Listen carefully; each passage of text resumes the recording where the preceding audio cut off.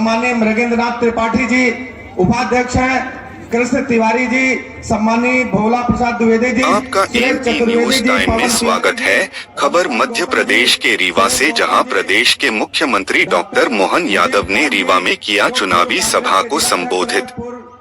मंच से कांग्रेस पर जमकर बरसे सीएम, कांग्रेस को कहा नामर्द, बोले सीएम इनके जमाने में सैनिकों के सिर धड़ से अलग कर खेला जाता था फुटबॉल। रीवा लोकसभा का चुनावी बिगुल बजने के बाद आज मध्य प्रदेश के मुख्यमंत्री डॉक्टर मोहन यादव एक दिवसीय दौरे पर रीवा पहुंचे। कोठी कंपाउंड में स्थित नामांकन सभा स्थल से चुनावी सभा को संबोधित किया। इस दौरान उन्होंने कांग्रेस के कार्यकाल को याद करते हुए जमकर हमला बोला।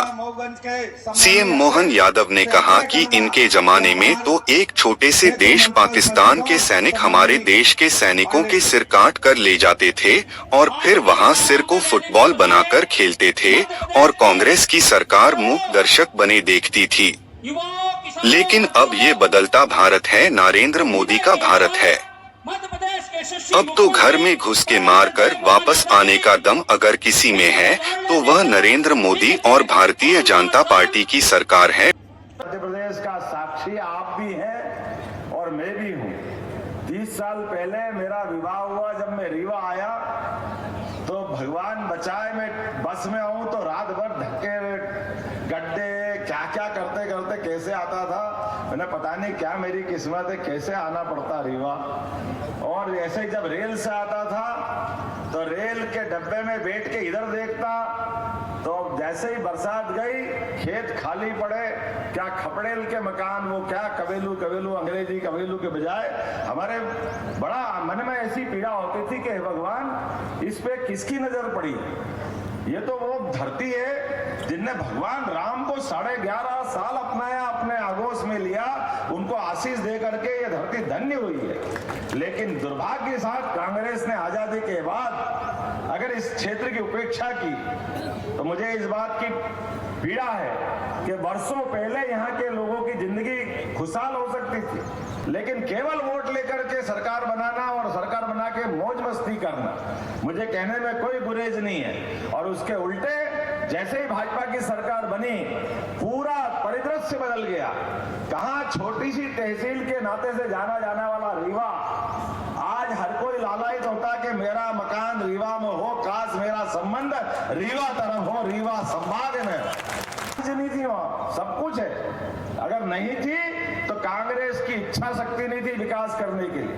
कांग्रेस ने गुलाम बनाया हुआ था क्षेत्र को। और जैसे कि बात निकली है, कहां 70 साल और कहां 10 साल, ये चुनाव जो हो रहा है ये हमारे 10 साल का चुनाव हो रहा है। इस देश के जवानों ने इस देश की रक्षा करने में अपना सब कुछ कुर्बान किया, लेकिन दुर्भाग्य के साथ पाकिस्तान के छोटे से देश के लोग, वहां के सैनिक हमारे सैनिकों के सर काट के ले जाते थे। देश की सरकार मुंह उठाए कुछ करती नहीं थी, देखती रहती थी। उनकी गर्दन काट करके फुटबॉल खेलते थे। इस देश के अंदर बंबई, दिल्ली, जहां देखो वहां आतंकवादी घटना होती थी, लेकिन कांग्रेस के लोग और बाकी लोग इस पूरे मामले में पूरी नजरअंदाजी करते थे। लेकिन बदलते दौर का भारत है, अब ये नरेंद्र मोदी का भारत है। आपने एक बार वोट दिया जनार्दन मिश्रा जी को, तो जो छक्के छुड़ाए कि घर में घुस के मार के आने का दम किसी में है तो नरेंद्र मोदी और उनकी अपनी सरकार में दम था। नरेंद्र मोदी ने कहा कि 3 तलाक 35 साल पहले सुप्रीम कोर्ट ने निर्णय किया।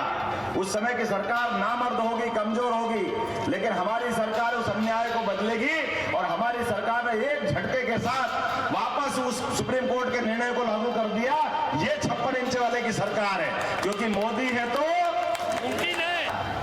बार बार हिंदू मुसलमान राम मंदिर का मगर फैसला हो गया तो समझो देश में आग लग जाएगी, पता नहीं क्या हो जाएगा।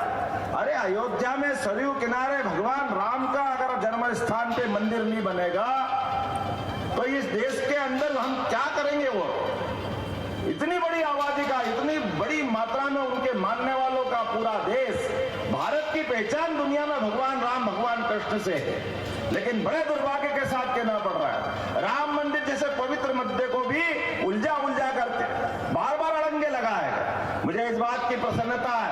जैसे ही सुप्रीम कोर्ट का फैसला आया, बाल बराबर भी कोई झंझट नहीं हुआ और धूमधाम से प्रधानमंत्री जाकर शिलान्यास कार्यक्रम में सम्मिलित हुए। इसलिए कहा गया कि मोदी है तो बोला जाए जय श्री राम। हिंदुओं के सम्मान का, कांग्रेस को अपमान करने का अधिकार किसने दिया?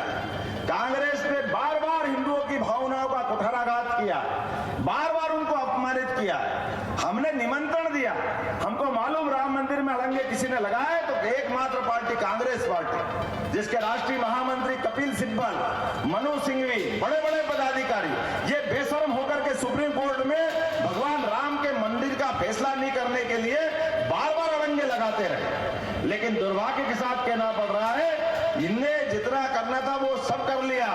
लेकिन सौभाग्य की बात है, माननीय सुप्रीम कोर्ट ने वो जब फैसला दिया तो दूध का दूध और पानी का पानी हो गया हमारे अपने देश के अंदर।